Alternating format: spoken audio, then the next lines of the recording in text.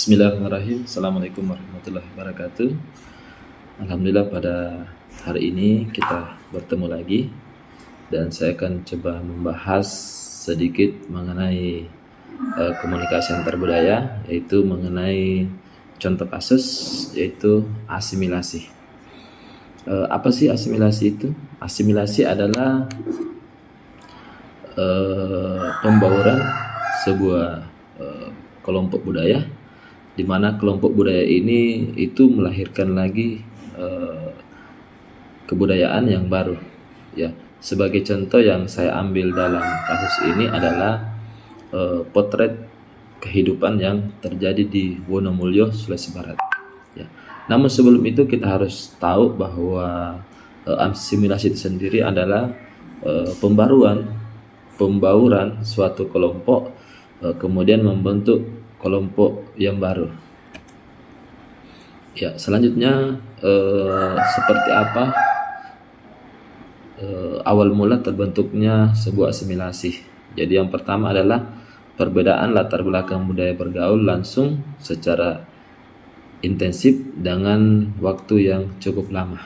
Ya, jadi kita ketahui bersama bahwa di Wonomulyo itu hampir dominan dikatakan di situ bahwa kebanyakan adalah dari Jawa, ya.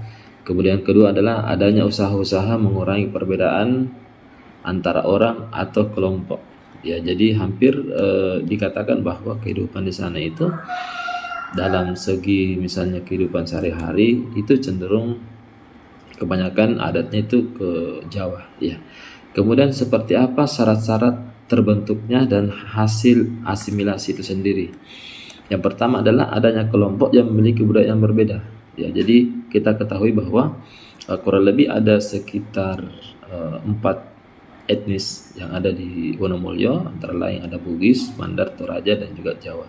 Yang kedua adalah terjadinya pergaulan secara intensif dalam waktu yang relatif lama. Kemudian yang ketiga, kelompok kebudayaan masing-masing dapat merubah dan menyesuaikan diri. Kemudian hasil dari proses asimilasi yaitu semakin tipisnya batas perbedaan antar individu. Selanjutnya faktor-faktor yang terbentuknya asimilasi. Ada 2 faktor. Yang pertama adalah faktor pendorong dan juga faktor penghalang. Faktor pendorong termasuk toleransi, kemudian simpati dan ekonomi. Kemudian faktor penghalang termasuk adalah kebanggaan yang berlebihan dalam kelompok sendiri, kemudian perbedaan ciri fisik, dan juga adalah golongan minoritas yang mendapat tekanan dari golongan mayoritas. Selanjutnya seperti apa ciri-ciri dari asimilasi itu sendiri? Yang pertama adalah berkurangnya perbedaan disebabkan karena adanya usaha-usaha untuk mengurangi atau menghilangkan perbedaan antar individu atau kelompok. Yang kedua adalah mempererat kesatuan tindakan, sikap serta perasaan dan memperhatikan kepentingan serta tujuan bersama. Yang ketiga adalah tiap-tiap individu sebagai kelompok dalam melakukan interaksi secara langsung serta intensif secara terus-menerus. Awal mulanya terjadi asimilasi di Wonomulyo. Yang pertama adalah pada tahun 1937 ribuan orang-orang Jawa dari Jawa Timur kemudian dari Jogja ini didatangkan oleh kolonial Belanda pada saat itu. Kemudian hal yang sama kembali dilakukan pada tahun 1941. Kemudian kolonial ini membuat sebuah daerah dengan nama-nama kampung yang tadi didatangkan dari Jawa Timur, kemudian Jawa Tengah dan Yogyakarta. Kemudian terjadi percampuran antara suku Jawa dan juga suku setempat. Kemudian contoh asimilasi yang paling kita bisa dapatkan di Wonomulyo ini sendiri, yang pertama adalah masyarakat Wonomulyo itu lebih fasih dalam berbahasa Jawa daripada bahasa Bugis. Ya, kita bisa temui ini itu di dalam kondisi pasar di mana pada saat ada transaksi itu lebih banyak menggunakan bahasa Jawa, padahal yang menjual ini itu banyak dari orang Bugis, kemudian Mandar dan Toraja.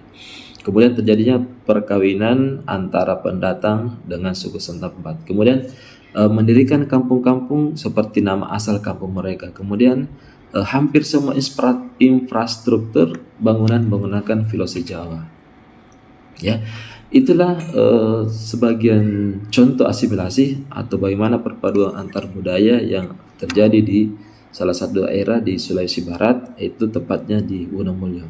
Sekian apa yang saya bisa sampaikan, mudah-mudahan ini bisa menambah referensi ilmu kita tentang bagaimana potret kehidupan dari contoh asimilasi itu sendiri. Sekian dan terima kasih. Assalamualaikum warahmatullahi wabarakatuh.